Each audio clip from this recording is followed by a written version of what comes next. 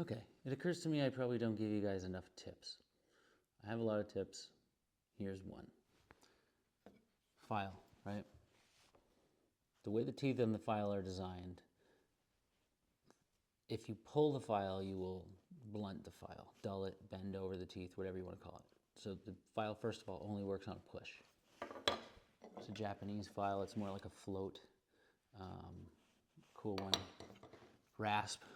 Same rules as the file. Don't pull the rasp unless you want it to be dull. Here's another different Japanese one. Looks like it's made out of bandsaw blades, basically. It's a Shinto rasp. Love this thing. Anyway, what I'm really getting at is the ergonomics of creating a curve with a file or rasp. Let me step around here and show you what I'm talking about. So if I wanted to round this over, say round from here to there, rounding this corner off. Now you might think, like, I'll start with the file just to kind of show you what I'm talking about, that you might think that, let me get this thing in a better position in the vise, that you might go like this to create a round. It's not going to make it round. It's going to make a oval square thing with some roundness to it. The real way, I learned from a machinist, was to start here, not down there, start here, and as you advance your file this way, you go that way. Now that's because your wrist naturally has this joint in it that pretty much describes a perfect arc segment. So if you use your wrist rather than your whole shoulder, like say I was going to try to round it going that way or something, if you just use the wrist, and I'm going on end grain in a really skinny piece, it might not work. But the idea is that you, well, I'll do the file. You go like this, not like this. This one, not going to make it round. This way, it'll make it round. Now, let me stick a better piece in the vise and show you what I mean.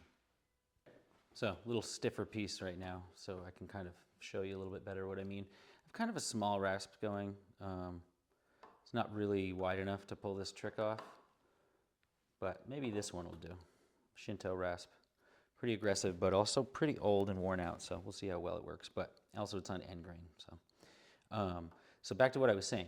If you started like this and tried to go like that while you're pushing, it's not really going to work very well for you. But if you start like this and end like that, you'll see. Watch. So you go like this, like, well, maybe this isn't the file for it. Like this.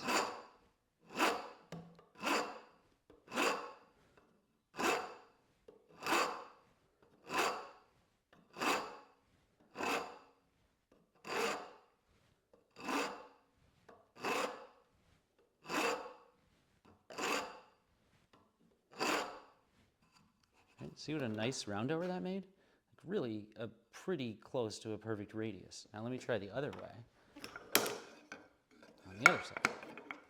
So this is the way that like maybe your brain would tell you, I want to make a curve on that, and if you went this way, right?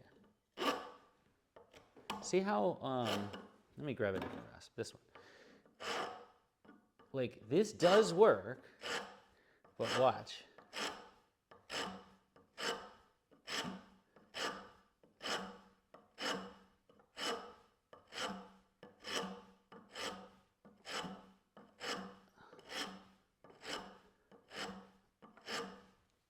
Now, I don't know if you can see that very well in here. Let me get it a little closer. But the first one I did, it's like a real radius.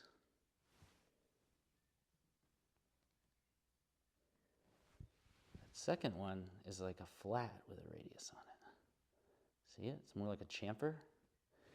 That's the second one. That's the first one. First one on the left, second one on the right.